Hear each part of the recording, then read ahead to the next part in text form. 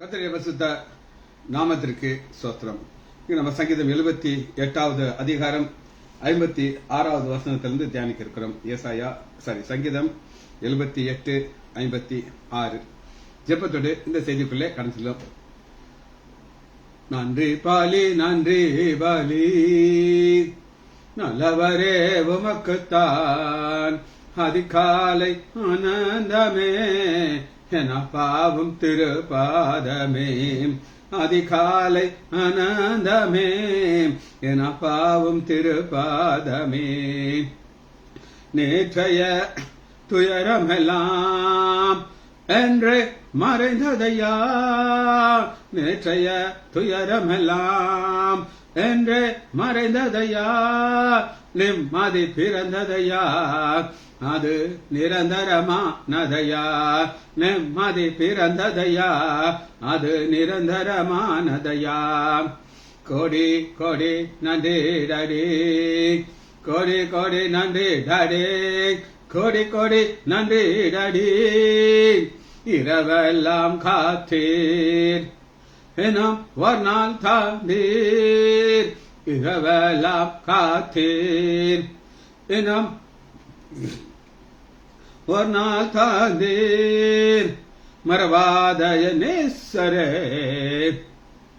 உறவாடி மகிழ்ந்திடுவேன் மறவாதய நேசரே உறவாடி மகிழ்ந்திடுவேன் ஊழிய பாதையிலே உற்சாகம் தந்திரையா ஊழிய பாதையிலே உற்சாகம் தந்திரையா ஓடி ஓடி உழைப்பதற்கு உடல் சுகம் தந்திரையா நான் ஓடி ஓடி உழைப்பதற்கு உடல் சுகம் தந்திரையா வேதனை தோன்றமெல்லாம் ஒரு நாள் பிரிக்காதையா வேதனை தோன்றமெல்லாம் ஒரு நாள் பிரிக்காதையா நாதனே ஓம் நிழலில் நாள்தோறும் வாழ்வேன் ஐயா நாதனே ஓம் நிழலில் நாள்தோறும் வாழ்வேன் ஐயா ஜெபத்தை கேட்டீரையா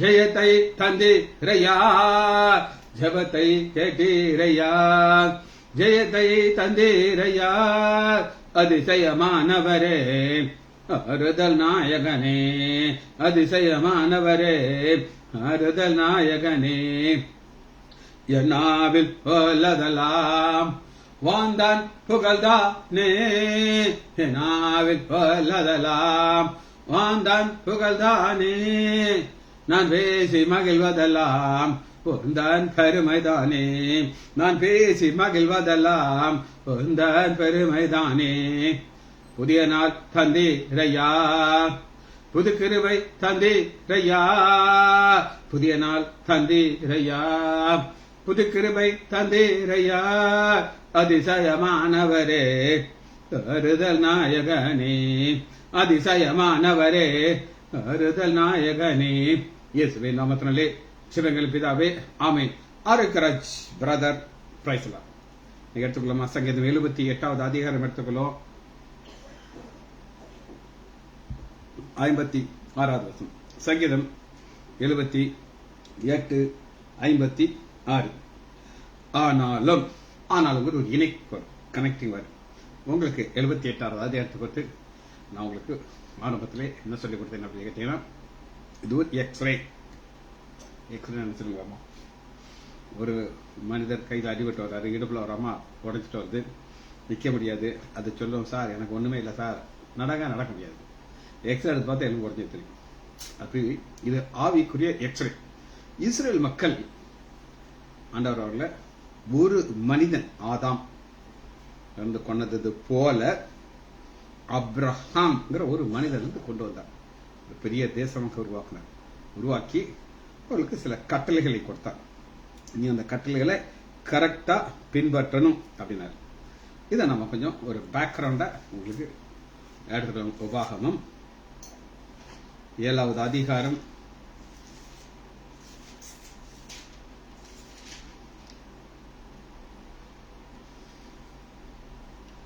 12வது வசனம் உங்களுக்கு வாசிக்கணும். 11.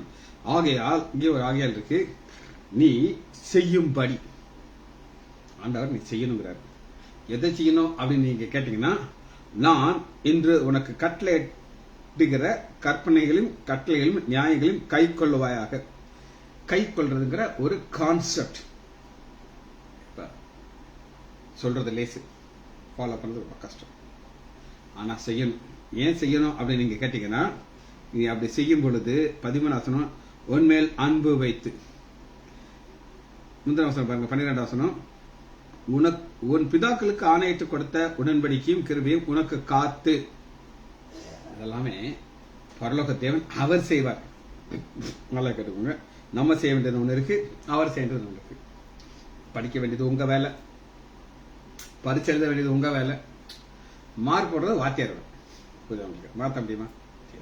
அது மாதிரி உண்மையில அனுபவித்து உன்னை ஆசீர்வதித்து உனக்கு கொடுப்பேன் என்று உன் பிதாக்களுக்கு ஆணையிட்டு கொடுத்த தேசத்திலே உன்னை பெருக பண்ணி. First expansion. ஆண்டவர் சொல்றாரு, எக்ஸ்பான்ஷன் நான் பண்ணுவேங்கிறார்.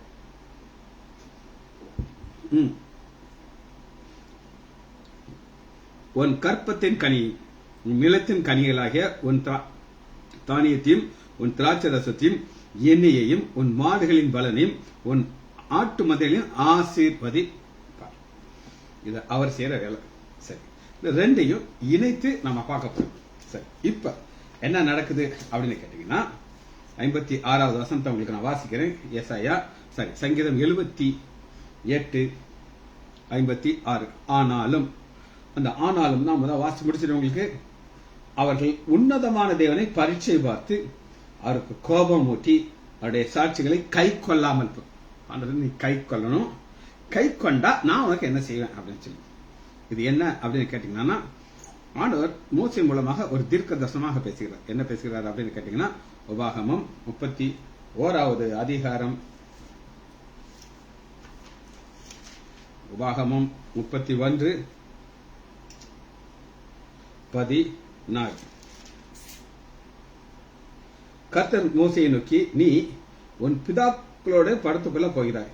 இந்த ஜனங்களை எழுப்பி தாங்கள் போயிருக்கும் தேசத்துள்ள அந்நிய தேவர்களை சோரமாக பின்பற்றி என்னை விட்டு நான் பண்ண உடன்படிக்கை மீறுவார்கள். அப்படி மீறனால நான் என்ன செய்வேன் அப்படின்னு கேட்டீங்கன்னா, அந்நாளிலே நான் அவர்கள் மேல் கோபம் கொண்டு. சரி, நான் என்னுடைய வாழ்க்கையில ஒரு சின்ன காரியத்தை உங்களுக்கு நான் சொல்ல போயிருக்கேன். அண்ணன் எனக்கு மூத்தவர், நான் 2வது. அண்ணன் சில தவறுகள் பண்ணுவார், அப்பாட்ட திட்டு வாங்குவார். நான் 2வது பையனா கொஞ்சம் கேர்ஃபுல்லா பார்ப்பேன். ஓ, இதெல்லாம் எங்க அப்பாவுக்கு பிடிக்காதுல்ல அப்படின்னு சொல்லிட்டு நான் செய்ய மாட்டேன். எங்க அப்பாவுக்கு ஒரே சந்தோஷமாயிருக்கும்.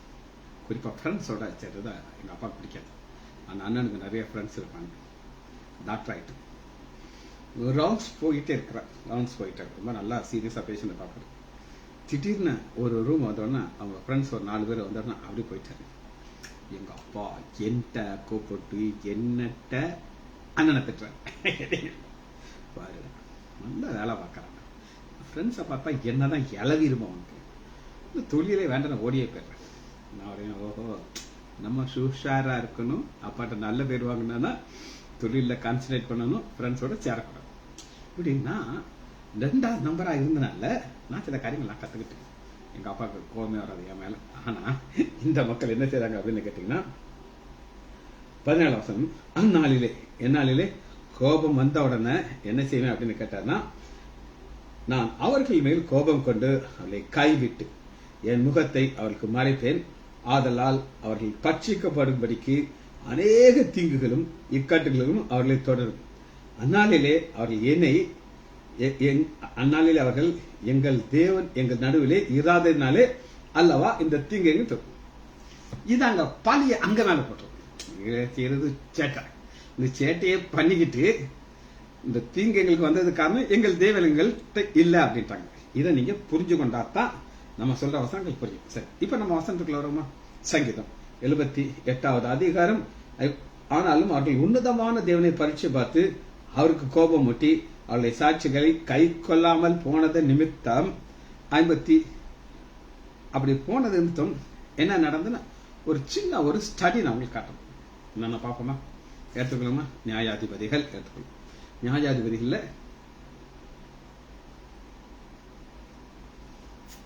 6வது அதிகாரம் முதல் 6 வசனம். நியாயாதிபதிகள் 6:1. பொல்லா போனதுக்கு காரணத்தை ஆவியானவர் முதல் வசனம் தெரிவிச்சார். நியாயாதிபதிகள் 6:1. பின்னும் இஸ்ரேல் புத்திரர் கர்த்தருடைய பார்வைக்கு பொல்லாப்பதை செய்தார்கள். இது ரெகுலர் அஃபேர். அப்பொழுது கர்த்தர் ஒரு 7 வருஷம் மீதியாருடைய கையிலே ஒப்பு கொடுத்தார். மீதியாருடைய கையில ஒப்பு கொடுக்கறதுனா மீதியாருடைய கைக்கு ஸ்ட்ரென்த்தை கூட்டிடுவாரு, இஸ்ரேல் மக்களுக்கு ஸ்ட்ரென்த் குறைஞ்சிடும். மீதியானுடைய கை இஸ்ரேல் மேல் பலத்து கொண்டபடினாலே இஸ்ரேல் புத்திரர் மீதியானுடைய நிமித்தம் தங்கள் மாலைகளிலும் கெபிகளிலும் குகையிலும் போய் ஒளிஞ்சு கொண்டார்கள். இஸ்ரேல் விதை வைத்திருக்கும் போது மீதியானர்கள் அமலேக்கியர் கிழக்கியர் வந்து எல்லாம் தெரிச்சுவாங்க, ஆடு மாடெல்லாம் தூக்கிட்டு வருவாங்க.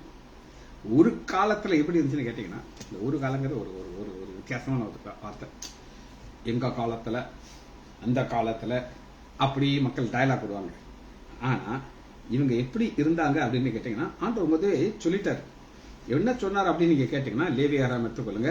இதை எச்சரிப்பா சொல்லிட்டார். லேவியராகமும் 26வது அதிகாரம் 13வது வசனம், 26, 13. வார்னிங் ஆண்டவர் முதவே சொல்லிடுவார். நான் சொல்லலை, நீங்க சொல்லக்கூடாது.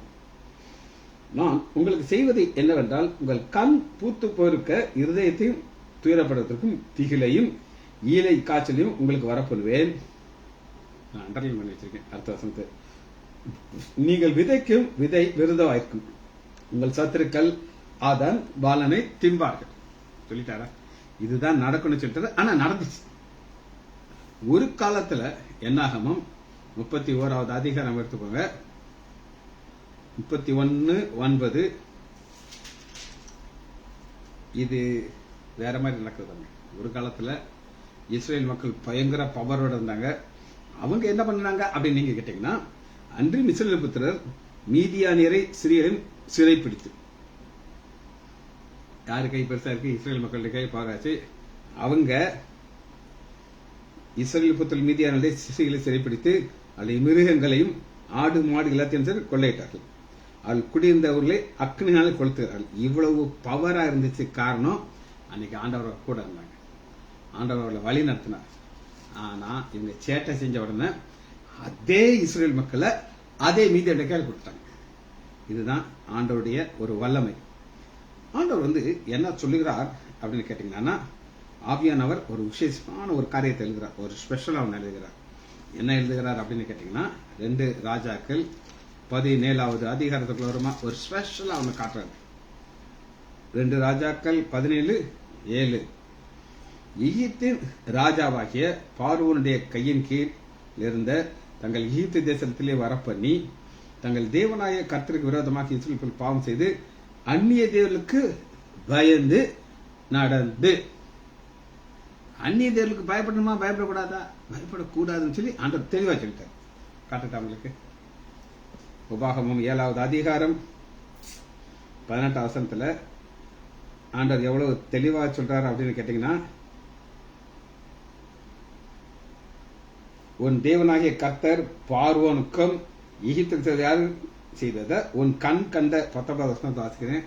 ஆண்டவர் சொன்னது என்னங்கிறத உங்களுக்கு சொன்னேன். நீ பயப்படாதங்கிறாரு. ஆனா அவங்க பயப்படுறாங்க. பெரிய சோதனைகளாகிய அடையாளங்களையும் அற்புதங்களையும் உன் தேவனாகிய கர்த்தர் உன்னை புறப்பட பண்ணின காண்பித்த பலத்த கையும் ஓய்வு நன்றாக நினைத்து அவளுக்கு பயப்படாதிரு. நீ பார்த்து பயப்படுகிற எல்லா ஜனங்களுக்கும் தேவனை. அதாவது ஆண்டவர் எவ்வளவு பெரிய தேவன்னா, எகிப்து தேவர்கள் மேற்கொள்ள அவர் என்ன செஞ்சாரு? வெற்றி சிறந்தார், தன் நீதியை வெளிப்படுத்தினார். ஆனா நீ பயப்படாதங்கிறாரு. ஆனா இவங்க என்ன செய்வாங்க? பயப்படுவாங்க. சரி, இதுதான் 56வது வசனத்துடைய ஒரு பெரிய காரியம். அதான் 2 ராஜாக்கள் 17 நீ பயப்படாதங்கிறாரு. ஆனா இவங்க என்ன செய்றாங்க? பயப்படுறாங்க. ரைட். அடுத்த ஒரு வசனத்தை நான் உங்களுக்கு வாசிக்கிறேன். 57 வசனம், சங்கீதம் 78:57. தங்கள் பிதாக்கள் போல வழி விலகி துரோகம் போய் மோசம் போகும் வில்லை போல் தோன்றும். மோசம் போகும் வில்லை போல துவண்டு. சரி, முதல் கோணல் முற்றிலும் கோணல். என்னங்க? முதல் கோணல் முற்றிலும் கோணல். எப்ப ஒருத்தங்க விலகிறாங்களோ அப்ப எல்லாரும் நினைச்சாங்க. இது என்ன அப்படின்னு நீங்க கேட்டீங்கன்னா, எசேக்கியேல் 20வது அதிகாரம் எடுத்துக்கொள்ளும். எசேக்கியேல் 20:27.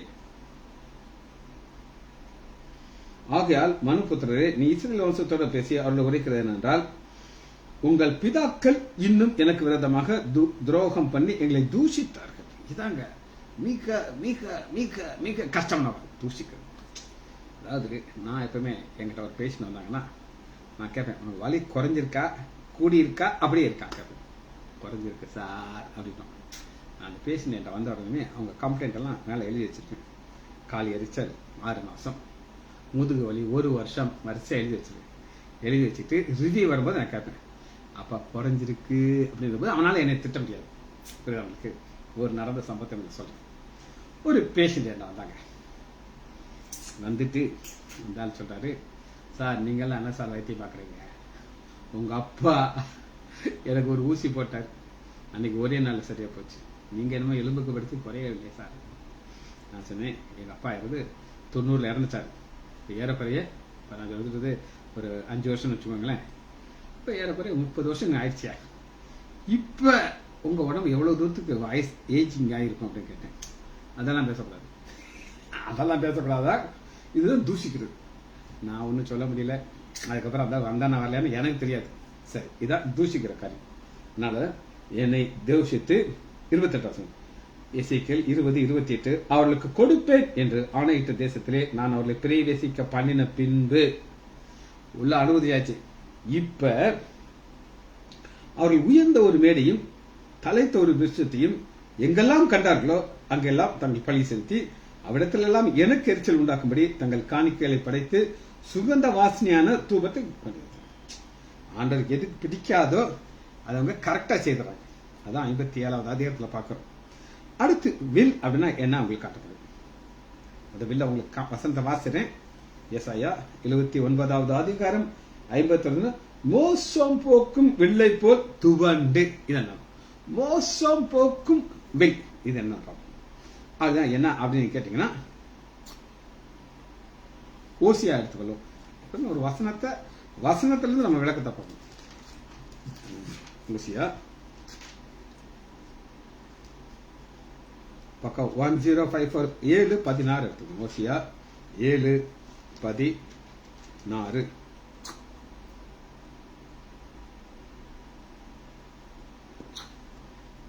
திரும்புகிறார்கள், ஆனாலும் உன்னதமான இடத்துல அல்ல, மோசம் போக்குகிற வில்லை போல இருக்கு. இந்த மோசம் போக்குற வில்லைன்னா அப்படின்னு நான் உங்களுக்கு சொல்றேன். ஒரு வில் அம்பு இருக்கு. அந்த அம்பு வில்லுடைய அமைப்புல தான் இருக்கு. அந்த அம்பு எவ்வளவு கொளவு அந்த கரெக்டா இருக்கும். அந்த வில்லு அது கரெக்டா அடிச்சா அது போய் இதுல ஒரு சின்ன டிஃபெக்ட் இருந்தா லைன் மாறும். அதனாலதான் ஒரு வார்த்தை அமார்டியா அப்படின்னு சொல்லி ஒரு கிரேக்க வார்த்தை. அது குறி தவறிய அம்பு. ஒரு பாவம் செய்யற மனுஷனுக்கு இது எழுதப்பட்டது. அங்க ஒரு அம்பத்தை அடிப்பான், சுவாங்கன்னு அடிப்பான். அடிச்சு அது நேரா போய் அது எதை தாக்கணுமோ அங்க தாக்கணும். ஆனா வேற இடத்துல அடிச்சானா எல்லாரும் அமார்டியா அமார்டியா அமார்டியான்னு கத்துறாங்க. அப்ப தப்பா போயிருச்சு. அம்பு வில்லுல ஃபால்ட் இருக்காங்கிறத மக்கள் கண்டுபிடிக்க மாட்டாங்க. சரி, ஒரு நடந்த சம்பவத்தை நான் சொல்றேன். இந்த பழியை எப்படி மத்தவங்க மேல போடுவாங்க அப்படிங்கிறதுக்கு ஒரு சம்பவம். இது ஒரு பாஸ்டர் என்கிட்ட சொல்றாரு.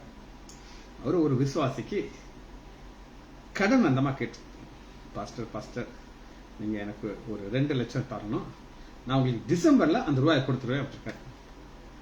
கட்டாயம் கொடுத்துருவேலாமா? கட்டாயம் கொடுத்துருவேன் பாஸ்டர், உங்களுக்கு கொடுக்காம நான் எப்படி இருக்கேன் அப்படின்னா அந்த அக்கா கதை விட்டுச்சு. டிசம்பர் வந்துச்சு, காசு கொடுக்கல. கேட்கிறாரு, ஏமா காசு கொடுக்கலன்னு சொன்னீங்களேன்ட்டு.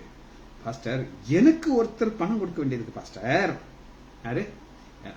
நீங்க ஜெபம் பண்ண போறீங்க. அதுக்காண்டி நீங்க அதுக்காக ஜெபம் பண்ணிட்டீங்கன்னா அந்த காசு எனக்கு வந்துடும். அது எனக்கு வந்துருச்சா நான் உங்களுக்கு அதை கொடுத்து விடுவேன். அவர் என்கிட்ட சொல்லி வருத்தப்பட்டார். சார், எப்படி மாலையை என் கழுத்துல மாத்தி போட்டுட்டா அப்படின்ட்டு. அது என்ன பாஸ்டர் மாலையை போடுறதுனா என்னன்ட்டு. அதான் அந்த அக்கா என்ன சொல்லிட்டான்னா, எனக்கு பணம் வரலைன்னா அது தப்பு உங்க மேல, உங்க ஜெபம் சரியில்லை. நீங்க எவ்வளவுக்குள்ள ஒழுங்கா ஜிபிக்கிறீங்களோ, பணம் வரலையா அடுத்து உபவாசம் போடுங்க பாஸ்டர். 2 நாள் உபவாசம் போடுங்க, 3 ஆண்டவர் பதில் கொடுப்பார்ல. நீங்க தானே விசுவாசத்துக்கு ஜெபம் பண்ணிருக்கீங்க, எங்களுக்கு புத்தி சொல்லியிருக்கீங்க.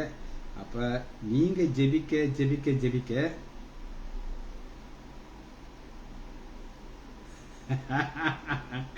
கரெக்டா? அப்ப நீங்க ஜெபம் பண்ணனா என்ன கிடைச்சது? எனக்கு பணம் கிடைச்சது. எனக்கு பணம் வரலன்னா தப்பு யார் மேல? உங்க இதான் வில். அம்பு வில்லுல இருக்கிற கனெக்ஷன் ஃபால்ட் இங்க தான் இருக்குது பாருங்க. இப்ப உங்களுக்கு வசனம், இப்ப நான் அந்த சம்பவத்தை இதை வணைச்சு பாருங்க, கரெக்டா உங்களுக்கு புரியும்.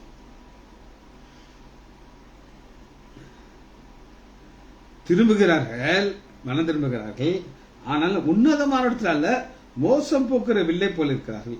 அவருடைய அதிபதிகள் தங்கள் நாவினாலே உக்கரவத்தினாலே பட்டயத்தினால் விழுகிறார். இதுவே எய்த்து வருகிற நிந்தை. சரி, இதுதான் அம்பு, ஒரு ராங் அம்பு. ஆனா எப்பவுமே ஆண்டவர் இந்த வில்ல எதுக்கு வச்சிருக்கிறார் அப்படின்னு கேட்டீங்கன்னா, தன்னுடைய உடன்படிக்கைக்கு அடையாளமாக ஒரு வான வில்லை வைத்திருக்கிறார்.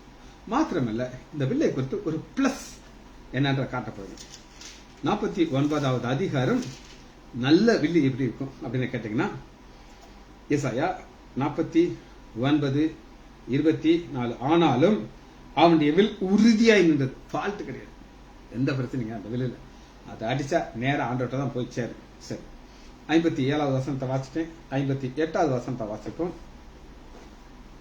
தங்கள் மேடையினாலே அவருக்கு கோபம் ஊட்டி, தங்கள் விக்கிரகத்தினாலே அவருக்கு எரிச்சல் ஊட்டி. கோபம், எரிச்சல், இது ரெண்டும் என்ன நடக்கும் அப்படின்னு கேட்டீங்கன்னா, இது எப்படி நடக்குதுன்னு உங்களுக்கு ஸ்டெப்பா காட்டப்படும். ஸ்டெப் எடுத்துக்கலாமா? லேவியராகம் 26வது அதிகாரத்தை எடுத்துக்கோங்க. ஃபர்ஸ்ட் ஸ்டெப் என்ன அப்படின்னு கேட்டீங்கன்னா, 14வது வசனத்தை உங்களுக்கு வாசிக்கிறேன். 26:16-14. நீங்கள் எனக்கு செவிகடாமல் பண்ணாலே இந்த கற்பனை எல்லாம் செய்யாமல் என் கட்டளை வெறுத்து உங்கள் ஆத்மா என் நியாயங்களை ஆரோசித்து என் உடம்பு மீறி போட்டானா நான் என்ன செய்யணும்? 16வது வசனத்துல அவர் எழுதிட்டார். இது ஃபர்ஸ்ட் ஸ்டெப். 2வது ஸ்டெப் எங்க இருக்குன்னா, 24வது வசனத்தை வாசிக்கிறேன். நான் செய்யும் தண்டனையினாலே நீங்கள் குணப்படாமல் எனக்கு எதிர்த்து நடந்தார். 2வது ஒரு தண்டனை கொடுக்கிறார். மீதியானுடைய கையில ஒப்பு கொடுத்தார். அவங்களுக்கு தெரியணும், மீதியான கையில 7 வருஷம் எங்களுக்கு எதுக்கு ஒப்பு கொடுத்தாருன்னா, நாங்க விற்கிறத பண்ணல. அத அவங்க மனம் திரும்பலைன்னா, அடுத்து பாருங்க, 3வது பாருங்க. 3வது ஸ்டெப் உங்களுக்கு காட்டுறேன். 27வது. இவை இன்னும் இவளையெல்லாம் நீங்கள் எனக்கு செவி கொடாமல் எனக்கு எதிர்த்து நடந்தால் நானும் உக்கிரவத்தோடு உங்களுக்கு எதிர்த்து நடந்து நானே உங்கள் பாவங்கள் நிமித்தம் உங்களை ஏலத்தனையாக தண்டிப்பேன். 7 டைம்ஸ் தண்டிப்பது என்னன்னு ஒரு பெரிய லிஸ்டே கொடுத்தார். நம்முடைய தேவன் ஒரு எரிச்சலின் தேவன்.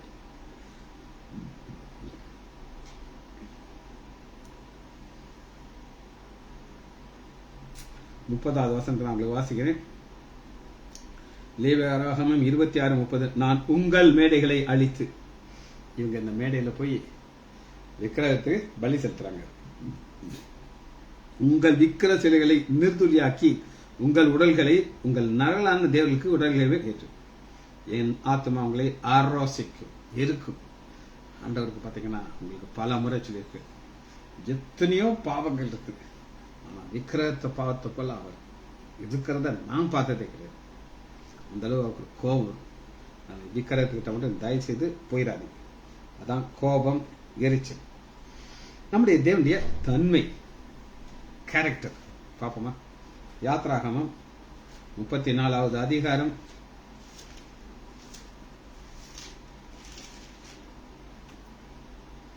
14வது. கர்த்தருடைய நாமம் எரிச்சல் உள்ளவர் என்பதே. அவர் எரிச்சலாக இருக்கிறார், அதெல்லாம் அநேகர்கள் நீ பழந்து கொள்ளும். இது என்னன்னா பொசசிவ்னஸ். பொசசிவ்னஸ்னா என் புருஷன் எனக்கு மட்டும்தான் இருக்கிறது. இப்ப இங்க ஆரோக்கியராஜ் இருக்காரு, உதாரணத்துக்கு இருக்கிறதுனால சொல்ல, ஒரு 90 வயசு ஆயிடுச்சு. என்ன ஆயிடுச்சு? 90 வயசு ஆயிடுச்சு. அவர் இருக்காரு. அப்ப அவர் மனைவியாயும் நல்லா 2 பேரும் வயசாயிருக்கு. பக்கத்துல ஒரு வாலிப பெண் புதுசா வந்திருக்கிறார். அவரு பிரைஸ்லாம், தாத்தா தாத்தா நீங்க நல்லா பைபிள் எல்லாம் சொல்லி கொடுப்பீங்களாம்ல, எங்க பாட்டி சொன்னாங்க, அதனால எனக்கு சொல்லிட்டாங்கன்னு சொல்லி வந்துருச்சு. இவர் உடனே நினைச்சாரு, பைபிளை தூக்கிட்டு ஒரு தடியை தூக்கிட்டு கண்ணாடியை மாட்டிட்டு போயிட்டார். போய் அங்கேயே உட்காந்து அந்த பாப்பாவோட சொல்லி விட்டுட்டே இருக்காரு. வீட்டுக்காரமா விடுமா விடாத, அந்த கிழட்டு வயசுலயும் இவ்வளவு நீ வயசானாலும் நீ ஏன் புருஷன், என்கிட்ட தான் இருக்கணும், என்கிட்ட தான் பேசணும். அதுபோல ஆண்டவருக்கு இந்த பொசசிவ்னஸ், என் பிள்ளை விற்கிறதுல போகக்கூடாது, என் பிள்ளை என்கிட்ட தான் இருக்கணும், என்னை தான் பணிந்து பொசசிவ்னஸ், அதுதான் அவருடைய பெயர். அதான் அவர் ஒரு எரிச்சல் உள்ள தேவன் நம்மளை சொல்லுகிறார். சரி, இப்ப எரேமியா எடுத்துக்கொள்ளும். எரேமியா 8வது அதிகாரம் 19வது வசனம். 8:19. இதோ சியோனிலே கர்த்தர் இல்லையா, ராஜா இல்லையா, குமார்த்திகளுடைய சத்தம் என்று மாயை போல எனக்கு கோபம் முட்டுகிறது. இவர்களுடைய வாழ்க்கையை ஆண்டவர் பார்க்கும் பொழுது சியோனிலே கர்த்தர் இல்லையா, அதன் ராஜா இல்லையா. ஏன் அப்படின்னு கேட்டீங்கன்னா, அவர்கள் மாயை நோக்கி போய்கொண்டிருக்கிறாங்க. நினைக்கிறாங்க மாயை நோக்கி போயிட்டு இருக்காங்க. ஆனா இல்லைன்னு சொன்னாலுமே அவருடைய கோபம் வரத்தான் செய்யும். 59வது வசனத்துக்குள்ள ஏசாயா சங்கீதம் 79:59.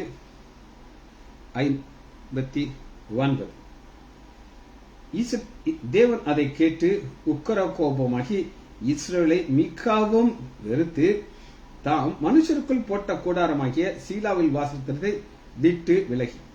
59:60. இந்த 60ல ஒரு ரகசியத்தை என்ன உங்களுக்கு சொல்லிக் கொடுக்க போகிறேன். ரகசியம், ரைட். தேவன் என்ன செய்தார்னா,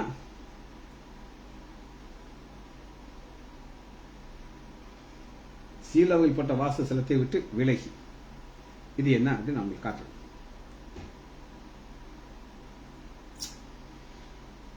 சீலா. இப்ப இஸ்ரேல் மக்கள் என்ன செய்றாங்கன்னா, பாலும் தேனும் கொடுக்கிற கானான் தேசத்துல வந்தாச்சு.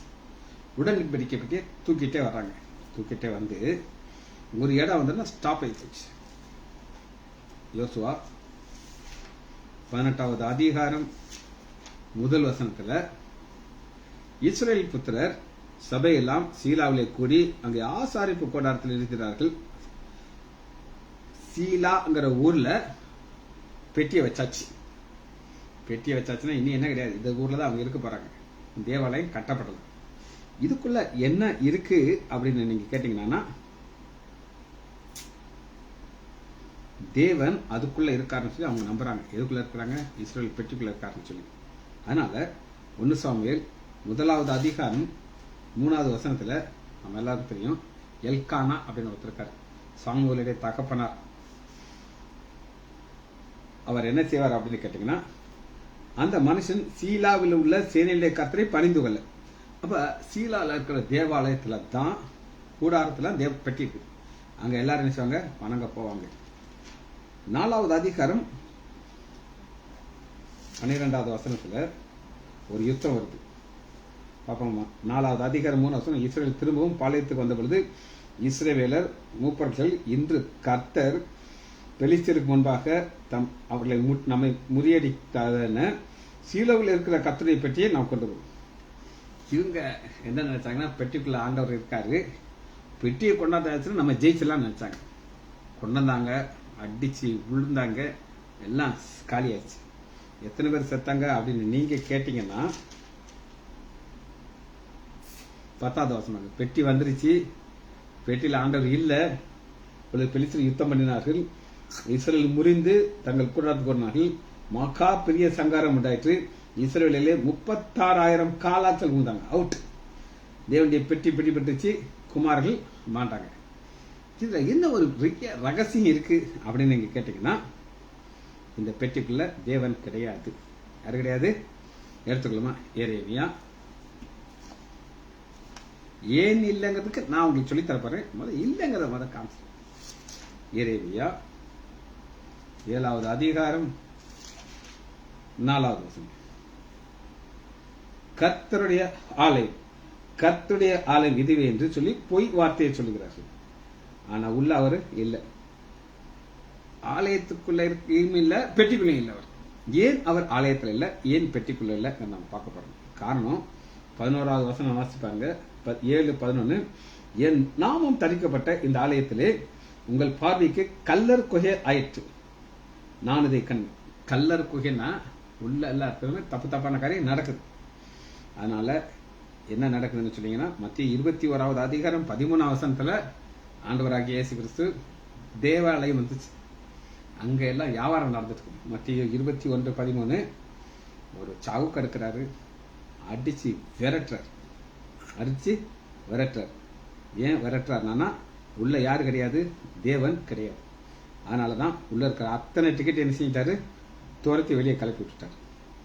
காரணம் என்னன்னா, உள்ள இருக்கிறது தேவனுடைய ஆலயம்தான், ஆனா உள்ள அவர் கிடையாது. எரேமியா 26வது அதிகாரம் 6வது வசனம், நான் இந்த ஆலயத்தை சீலாவை போலாக்கி இந்த நகரத்தை பூமியில் உள்ள எல்லா ஜாதிகளுக்கு முன்பாகவும் சாபமாக்கி போடுவேன். என்னதாக்குவேங்கிறாரு, சாபமாக்கி போடுவேங்கிறாரு. ஏன் இதெல்லாம் நடந்துச்சு அப்படின்னு கேட்டீங்கன்னா, ஆண்டுடைய கோபம் இருந்தனால ஆண்டவன் சார் எல்லாத்தையும் நான் அழித்து போட்டு விடுவேன் அப்படிங்கிறார். அழித்து போடுறதுக்கு, அவனுடைய கோபம் வராமல் இருக்கிறதுக்கு அவர் தேவன்களை ஆண்டவரை பின்பற்றணும். ஒரு நாள் கூட என்ன செய்யக்கூடாது, விட்டு விலகக்கூடாது. வார்த்தையை நீங்க காத்து கொண்டீங்கன்னா அவரும் காத்துக்கொள்வார். ஜெபிச்சு முடிப்போமா? மகா இரக்கமும் கருவியும் உள்ள பிதாவே, உம்மை துதிக்கிறோம் ஐயா. இது நல்லவரையா, இரக்கம் உள்ளவரையா, ஆசீர்வதிக்கிறீர் ஐயா. அதனால் தேவனுடைய உடன்படிக்கை பெட்டி பிடிபட்டது என்று சொன்னார்கள் ஐயா. அதுபோல் அந்த தேவனுடைய பெட்டிக்குள் இல்லை, ஆனாலும் அவர்கள் நம்பினார்கள் ஐயா. பிள்ளைகள் ஒவ்வொருவரையும் ஆண்டவராகிய இயேசு கிறிஸ்துவின் நாமத்தினாலே ஆசீர்வதிக்கிறேன். இயேசுவின் நாமத்தினாலே ஜெபங்கள் பிதாவே. ஆமேன், ஆமேன், ஆமேன்.